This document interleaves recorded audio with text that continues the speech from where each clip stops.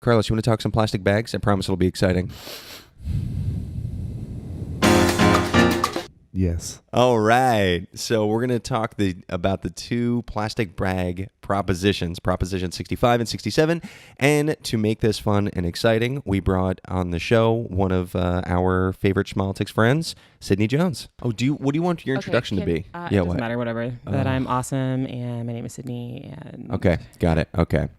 Yeah, say whatever you want. I'm not like a show person or whatever you call yourself. You just be you because you're one of the funnest guests to have. I think I get more requests to get you back on the show than anybody and else. I pretty much live across the street from you, and I never see Daniel Gordon. He's usually across the street from me, so it's funny. That's true. Yeah. Okay, here we go. Okay, yes. Ready? Oh, sorry. Proposition 65. Actually, I would like to start with 67. Okay. Okay. Proposition 67, the plastic bag ban.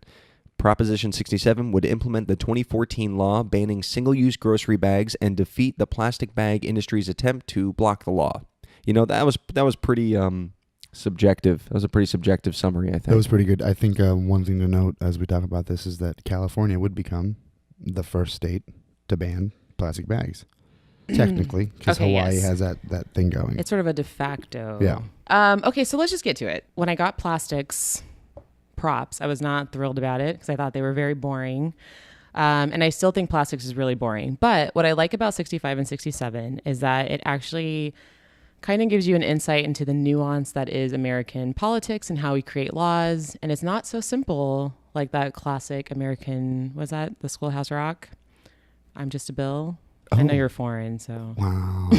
Okay, so what's interesting about this is because it's so related to each other, 65 and 67, and it's almost, if you don't take the time to look at the law, and I mean the actual law, not the summary, you're going to miss some very interesting nuances, like, for example, who's supporting which and who's opposing which and what that means for sort of California in general. So when we talk about 67, basically, like you said, it's to ratify the SB 270, which is the general statewide ban on plastic single-use carry-out bags. It's important to ratify these bills. Of course, we can ask Mississippi. They just ratified the 13th Amendment 2 years ago. So it's important to make sure that you ratify information.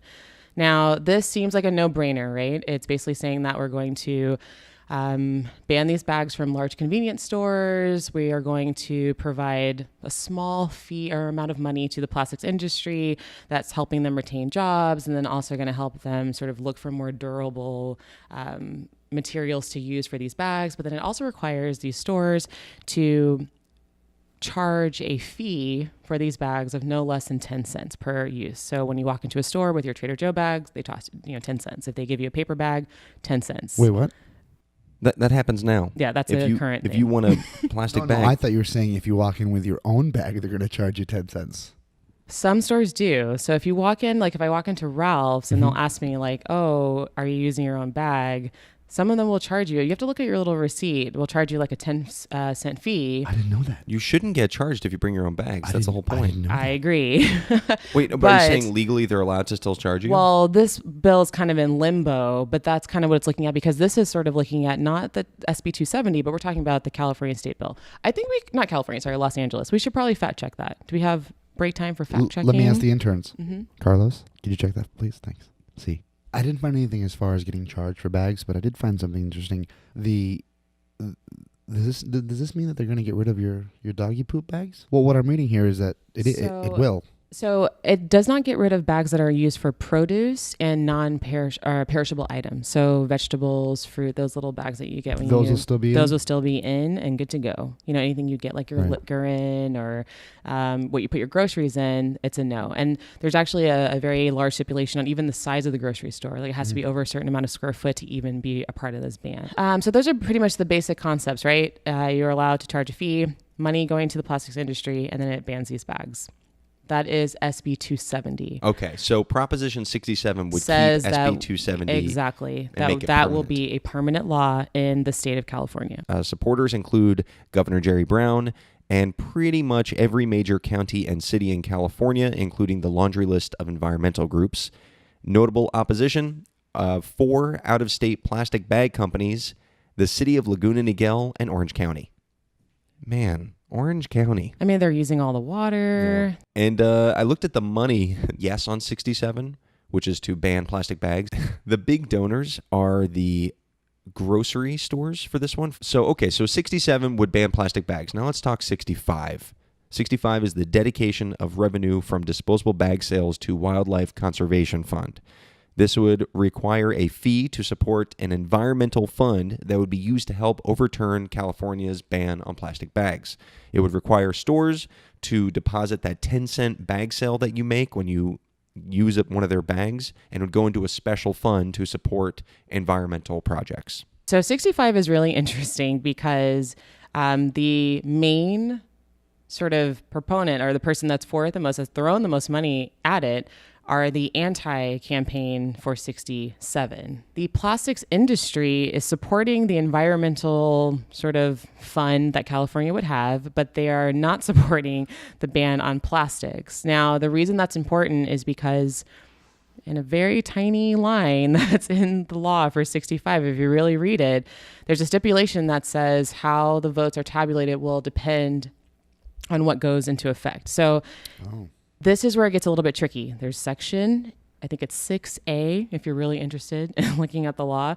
But basically the way it's written, in the event that this measure receives a greater number of affirmative votes, the provisions of this measure shall prevail in their entirety, and the provisions of the other measure or measures shall be null and void. So 65 does not play nice with 67. It does not, because what they're trying to do is trick you.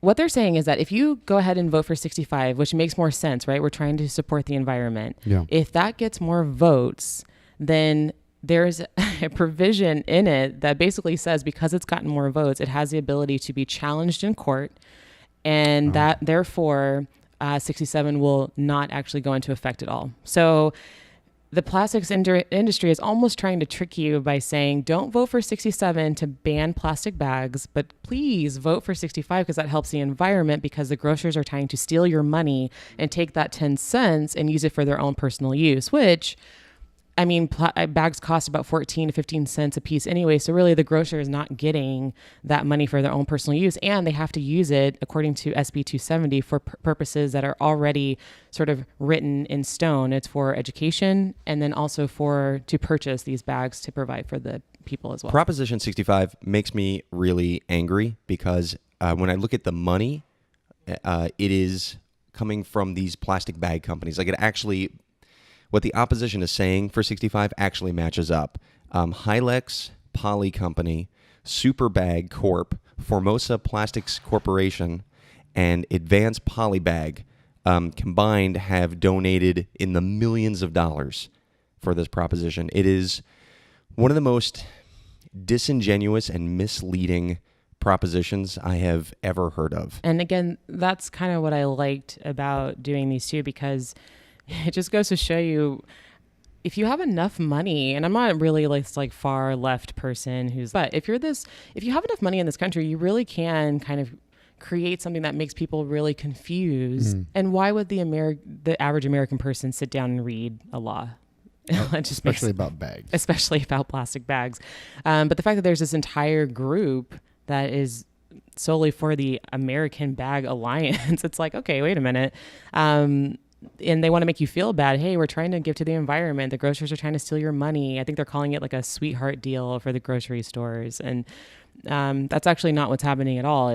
You're being played into thinking, hey, go ahead and vote for 65. Don't vote for 67. And next thing you know, or even if you voted for 67, next thing you know, it doesn't matter. It can be challenged. And 67 no longer, it can't be ratified at all. It actually they kind of cancel each other out. Proposition 65. Sidney Jones, how do you vote? Gonna have to go with no on 65. Carlos?